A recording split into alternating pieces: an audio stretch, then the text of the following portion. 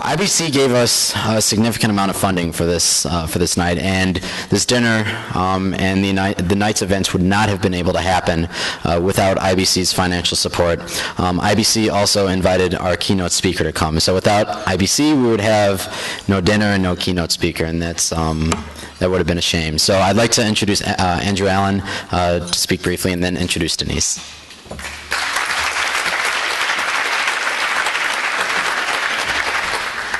I'll be quick because we really want to hear from Denise.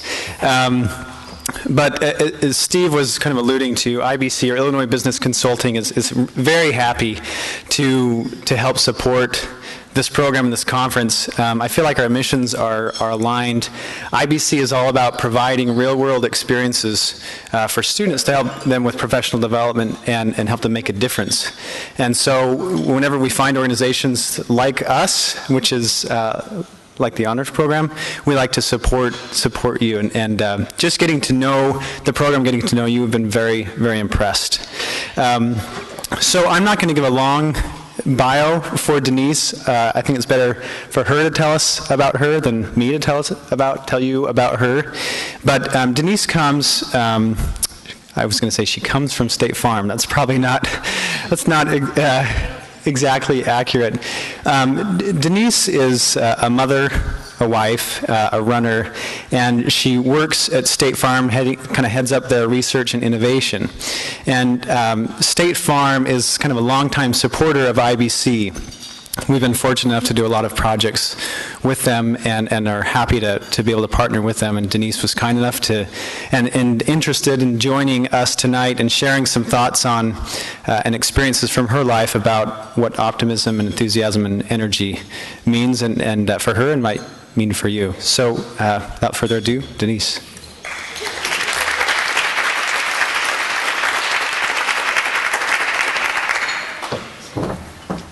I'm going to move that down just a tad there. Well, thank you, Andrew, and thank you, Steve, for inviting me to have the opportunity to speak with all of you this evening. It's certainly been an honor and really exciting to see the program play out today as you all shared your stories. And what I'd like to do then is just to share a few moments with you tonight, both personally and professionally. As you heard from some of your peers and your honors program recent grads, the climate of organizations today is filled with a pace of change, process improvement, and innovation. And being a catalyst for change and an innovator require optimism. You need energy to keep your ideas moving forward, and you certainly need that enthusiastic spark to get others motivated and inspired about your ideas and the contributions that you will make. So I was really excited to hear that your mantra as the honors program is energy, optimism, and enthusiasm, as these are characteristics that personally and deeply resonate with me. So during our time together, what I'd like to do is just share a few experiences, some personal, some professional, around 4 themes.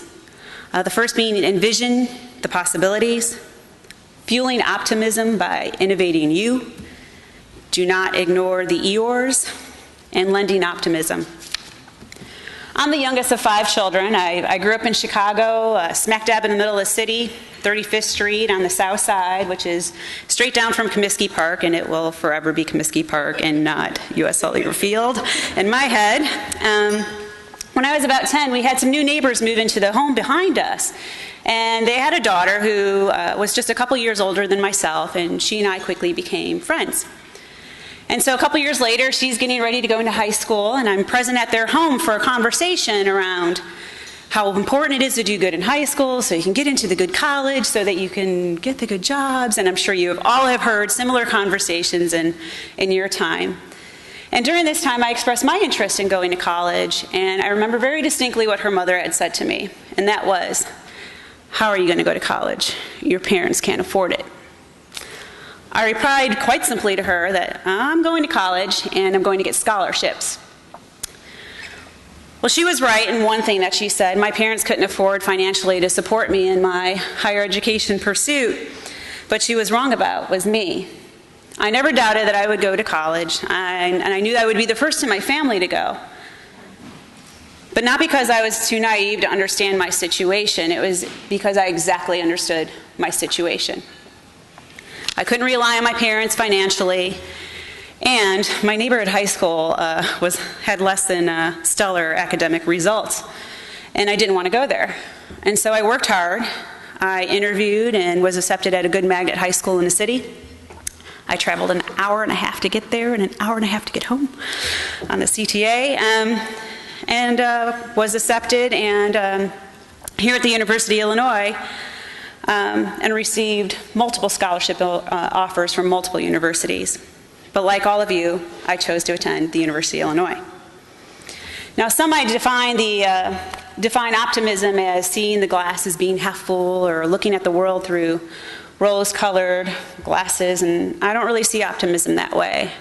I see it as really understanding the true realities of a situation, being able to see the alternate realities around the paths and the hurdles and the obstacles that you're presented with, and putting yourself on a path towards those. An ability to really envision the possibilities, what can happen, and more importantly, what could be better.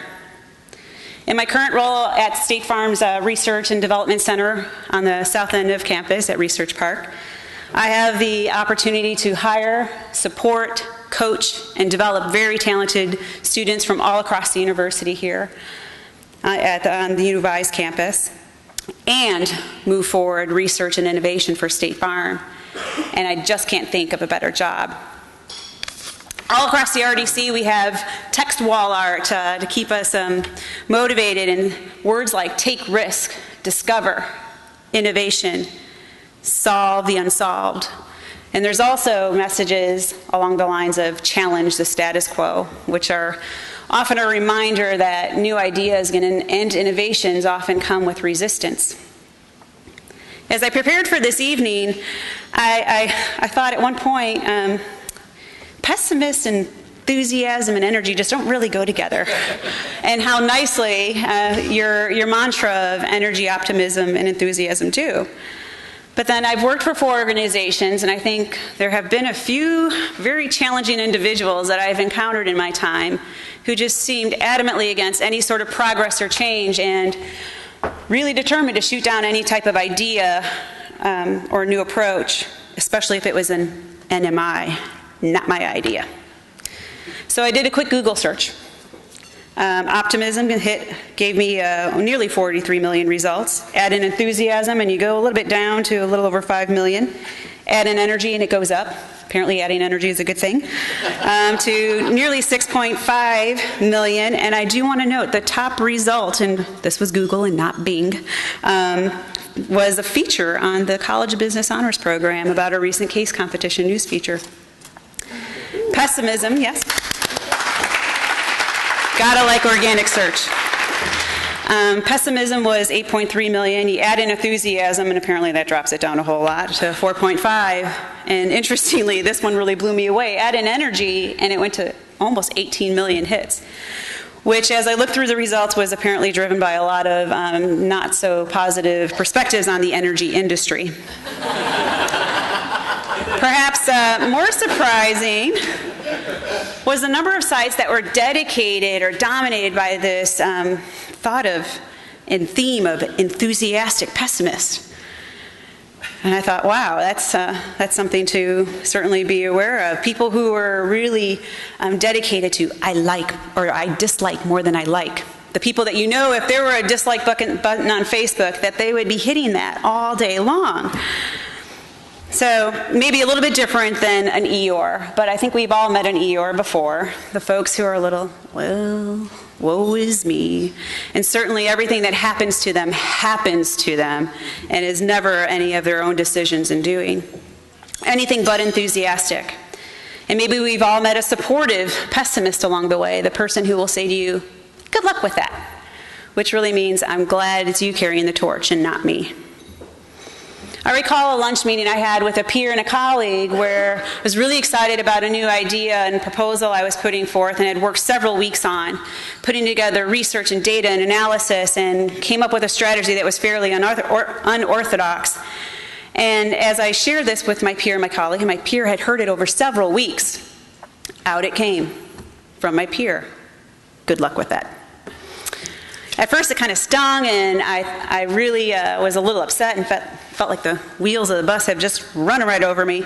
But I realized there was some truth there that I really needed to explore. There was a perspective that I didn't understand and that I needed to, because I was likely, as I continued to move my proposal forward, and I really thought it was going to have fantastic impact, that I better explore that perspective to understand it better. And so I had some follow-up conversations, some more pointed questions about what was behind the response.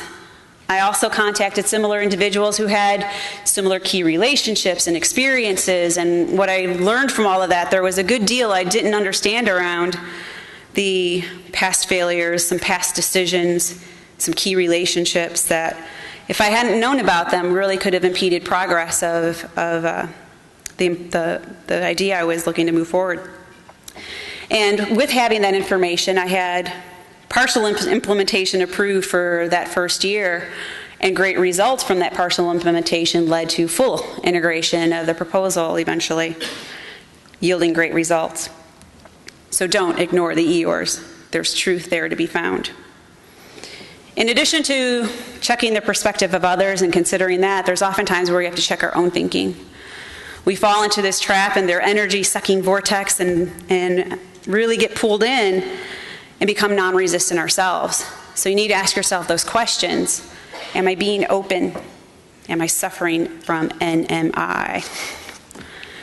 I had an opportunity earlier this year to attend the World Innovation Forum in New York City, and Guy Kawasaki, who had spent some time in the Mac division, and he's the co-founder of Garage Technologies Ventures and an author, he shared that he had been approached with an opportunity to become the CEO of Yahoo. And he really couldn't just see how Yahoo could be a business and thought their model would fail. And as he turned down that opportunity and looks at it in hindsight now, says, that cost me about $2 billion. So don't get pulled into the vortex. I believe the fuel for optimism and is really enthusiasm for learning and innovating you. Adding knowledge and experience can only enhance the ability to envision what the possibilities could be. I loved my time here at the University of Illinois. It certainly reinforced my lifelong love of learning. I'm sure someone has already told you this, and some of you are already beginning to feel it, but the time here goes by all too fast. Before I left campus, I knew I wanted to pursue a master's degree, but I also thought it was time for me to get some real-life work experience and pay some bills and fantastic career path at State Farm. After I completed my MBA, I started in corporate marketing as a marketing database analyst, and I was just in love. I loved the people. I loved their hardworking nature. They were fun, enthusiastic, and the pace was exhilarating. I loved the learning that came from research and analysis, and moved quickly into a strategy development position where I had the opportunity to develop campaigns and targeted sponsorships. I took a role in corporate human resources, which has really come in handy for my job over at Research Park. But I had an opportunity to gain some experience in marketing out in one of our zone offices, and so I moved to Charlottesville, Virginia, where I had an opportunity to develop auto growth strategies for some of our most competitive environments, as it happens to be in Geico's backyard. A couple years later, we left Charlottesville, and I was selected to build and lead a marketing strategy and analytics teams housed out of Lincoln, Nebraska, where we were responsible for growth and retention strategies for 6 states. And it was really challenging and both very rewarding to build a team and really enable their growth. In each of these roles, I really enjoyed the first 3 to 6 months. I felt clueless. I felt not really very good at what I was doing. But I really enjoyed the discovery that came with learning about how things were working and what could be, and more importantly, learning about myself.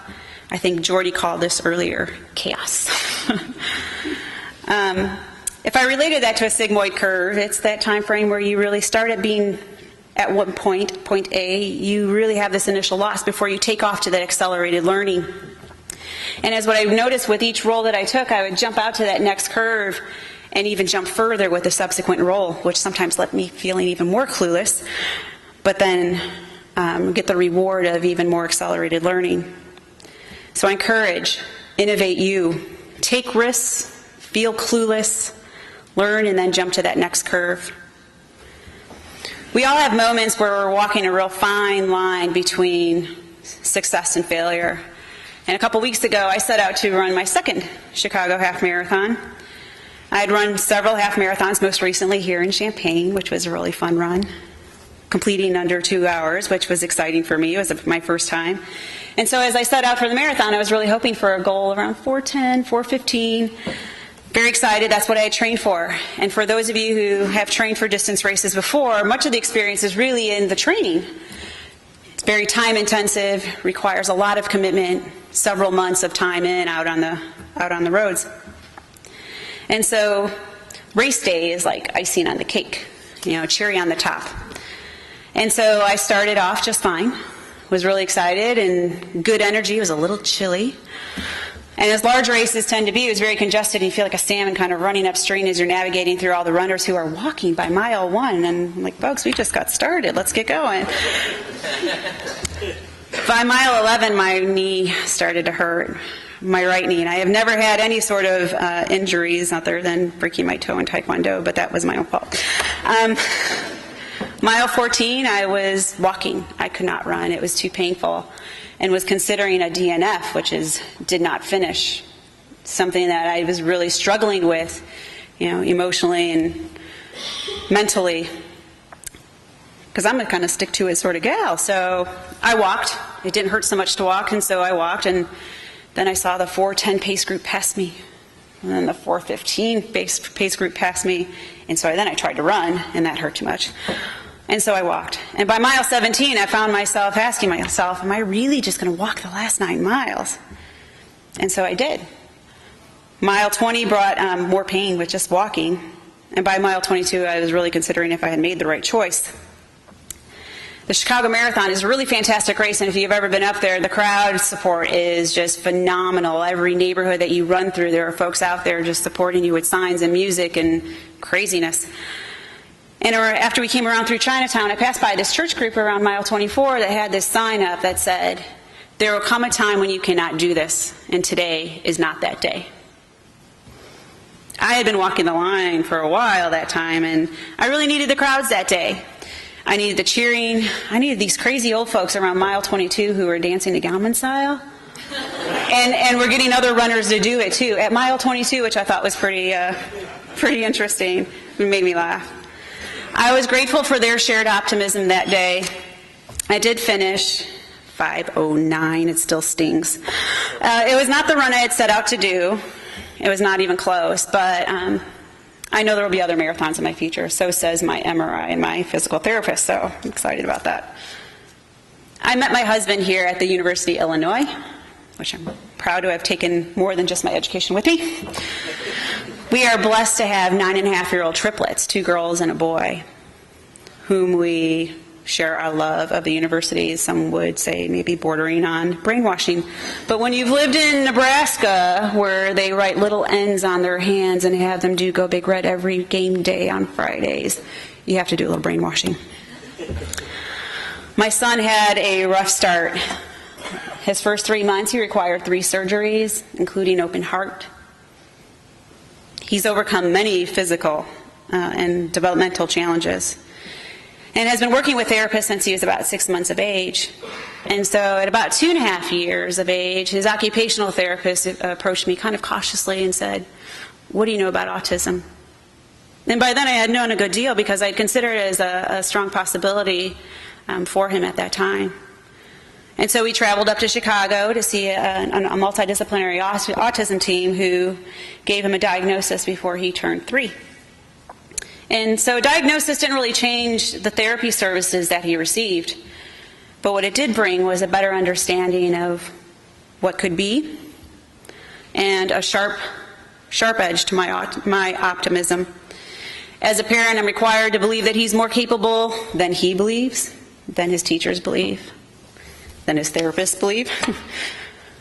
By being optimistic and seeing someone else for all that they're capable of and supporting the pursuit of their goals, it really just requires relentless optimism. Several weeks ago, my son came home with a as a fourth grader. Crazy Chicago math, let me tell you. If you haven't heard of it because you've all progressed through, go Google it. It's crazy stuff. Adding and subtracting should not be so challenging. He was really frustrated. His ability to see beyond his assignment was really clouded and was really digging his heels about even starting the assignment, let alone completing it. He must have said, I can't, I don't even know how many times over the time that we discussed, and I use discuss lightly because it bordered on argument quite often, and didn't know why I wouldn't let him off the hook, why I just wouldn't let him not do the assignment. And I told him simply, it's my job to believe in you, even when you don't believe in yourself. And by the way, I already know you can do this. To which he spent his time and did his assignment. An important way of lending your optimism that you all can take part of is through mentoring. Investing your time and your peers in someone else, helping them reach their goal, sharing your knowledge and experiences, just as you have all done today, which I was really excited to see. Because learning and inspiration go both ways in a mentoring relationship. And I continually find myself inspired by those that I mentor and the students and interns that I interact with on a daily basis. So I ask you, who are you lending your optimism to? How do you support your peers? How are you handling the Eeyores that you encounter? And what about that enthusiastic pessimist? What is your plan to innovate you? And how are you jumping to the next curve? I want to thank you for having an opportunity to share just a few moments with you this evening.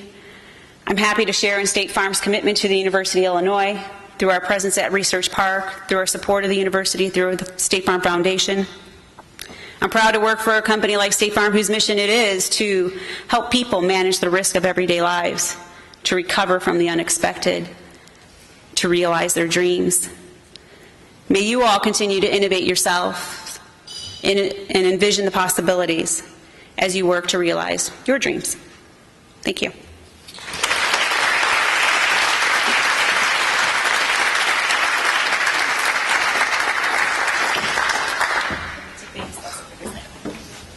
I just want to say thank you very much for giving your keynote speech tonight, and it was a little gift for you. Thank you very much.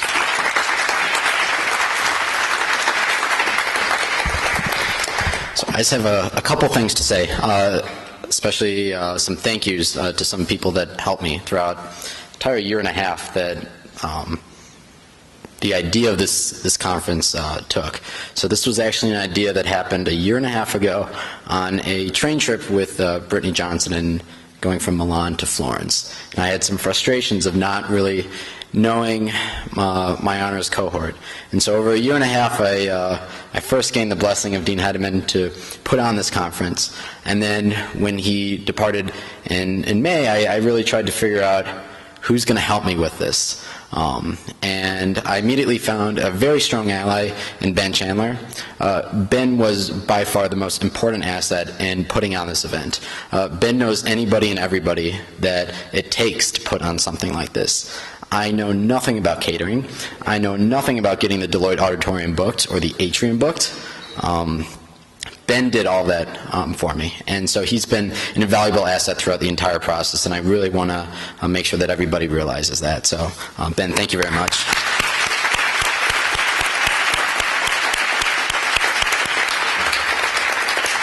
The second ally that I found early on was in Dean Dahl. Dean Dahl was new to the school, and I knew that if I could impress upon him very early on in his tenure at the College of Business that the honors program is very important, that the honors program will have a special place in his heart for a very long time. So I became his friend very quickly. It also helped that I was working down the hall from him in 1055. But his help was also enormous. He helped us ultimately get the financial support from Illinois Business Consulting. When I came to him, really scrambling to find finance for this, because the Deloitte Auditorium, okay, that could probably be booked. Not a lot of money would take that would be needed for the presentations, but for an event like this, with the whole conference and the dinner and the networking and the socializing, that required a significant investment by someone. And so I went to Dean Dull scrambling to find someone, and it didn't take him very long to find Illinois Business Consulting to help us out. So I really want to thank Dean Dull not only for his early support of the honors program, but his continual support of the honors program as well. So thank you very much.